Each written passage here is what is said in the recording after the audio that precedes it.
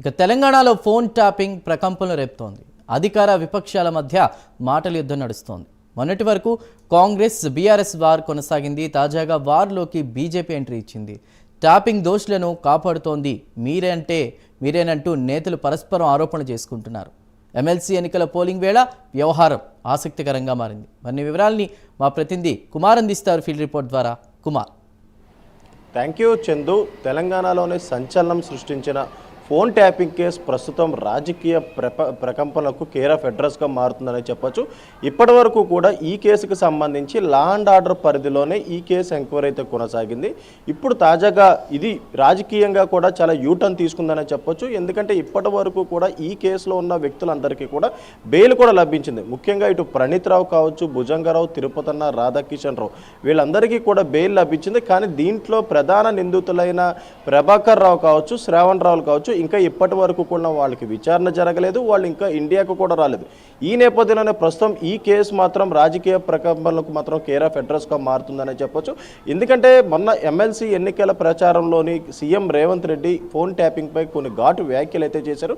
ముఖ్యంగా ఫోన్ ట్యాపింగ్కి సంబంధించి ఇటు ప్రభాకర్ రావు, శ్రవణ్ రావులు యుఎస్లో ఉన్న నేపథ్యంలోని ముఖ్యంగా ఇది దేశంలోని ముఖ్యంగా బీజేపీ ప్రభుత్వం హయాంలో ఉంది కాబట్టి బీజేపీకి సంబంధించి పలుకుబడి ఉపయోగించి వీళ్ళని ఇండియాకి రప్పిస్తే వాళ్ళ వాంగ్మూలం తీసుకొని ఇటు బీఆర్ఎస్లో అగ్రనేతలు ఎవరైతే ఉన్నారో వీళ్ళని అరెస్ట్ చేస్తామంటూ కూడా ఇటు సీఎం రేవంత్ రెడ్డి వ్యాఖ్యానించిన నేపథ్యంలోనే ఇటు బీజేపీకి సంబంధించి కూడా కిషన్ రెడ్డి, బండి సంజయ్ కూడా ఘాటుగానే స్పందించారు. ముఖ్యంగా దీనికి కౌంటర్ ఇస్తూ కూడా ఏదైతే ఫోన్ ట్యాపింగ్ కేసు ఇప్పటి వరకు కూడా సిబిఐకి ఎందుకు అప్పగించలేదంటూ కూడా వాళ్ళు సూటిగా ప్రశ్నిస్తున్నారు.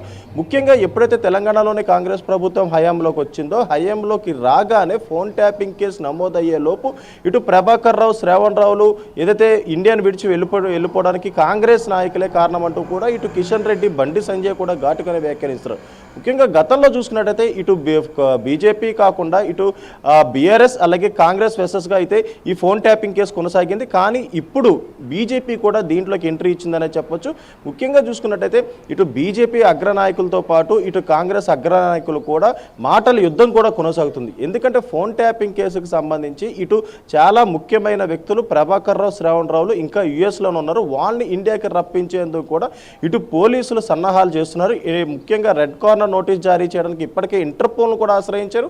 ఇప్పటికే లుకౌట్ నోటీసులు కూడా జారీ చేశారు. ఈ నేపథ్యంలోనే ఇప్పుడు తాజాగా ఇటు రాజకీయ ప్రకంపనలకు కేర్ ఆఫ్ అడ్రస్కి అయితే ఫోన్ ట్యాపింగ్ మారిపోయిందని చెప్పొచ్చు. ఎందుకంటే శ్రవణ్ రావులు, ప్రభాకర్ రావు వాంగ్మూలం చాలా కీలకమైన వాంగ్మూలం అని చెప్పొచ్చు. ఎందుకంటే ఇప్పటి వరకు అరెస్ట్ అయిన భుజంగరావు, తిరుపతన్న, రాధాకిషన్ రావు, ప్రణీత్ రావులు వీళ్ళందరూ కూడా ఇచ్చిన వాంగ్మూలంలోని బీఆర్ఎస్ అగ్రనేత పేర్లు ఉన్నాయంటూ కూడా ఇటు బీజేపీ ఆరోపిస్తుంది.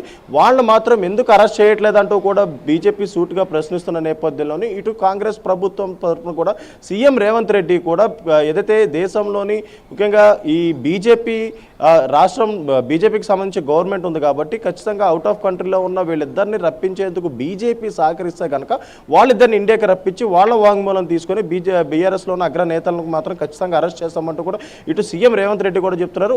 వాస్తవంగా చూసుకున్నట్టయితే ఈ కేసులోని ఇప్పటివరకు అరెస్ట్ అయిన వాళ్ళందరికీ కూడా బెయిల్ కూడా లభించింది. కానీ ఈ కేసు మాత్రం ఇంకా ఒక కొలిక్కి కూడా రాలేదు.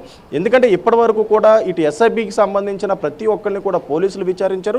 వాళ్ళ వాంగ్మూలాన్ని రికార్డ్ చేశారు. ప్రధానంగా ఉన్న ప్రణీత్ రావు, భుజంగరావు, తిరుపతన్న, రాధాకృష్ణరావు వాంగ్మూలంలో కూడా బీఆర్ఎస్ అగ్రనేత పేర్లు కూడా బయటకు వచ్చినాయంటూ కూడా ప్రస్తుతం తెలుస్తుంది. ఈ నేపథ్యంలోనే ఇటు వాళ్ళని అరెస్ట్ చేయాలంటే కనుక ఎస్ఐబి చీఫ్ ప్రభాకర్ రావుతో పాటు శ్రవణ్ రావుల వాంగ్మూలం కూడా ఈ కేసులో చాలా ఇంపార్టెంట్.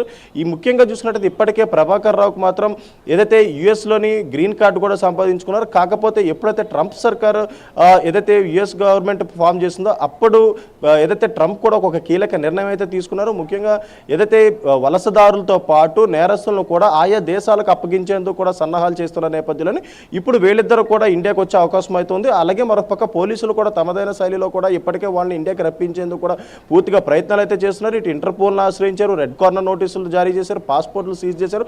ఇప్పటి వరకు కూడా ఒకవేళ ఇండియాలో ఏ ఎయిర్పోర్ట్లో తిరిగినా ఇమీడియట్గా పోలీసులకు సమాచారం అందుతుంది. వీళ్ళిద్దరిని అరెస్టులు కూడా చేస్తారు.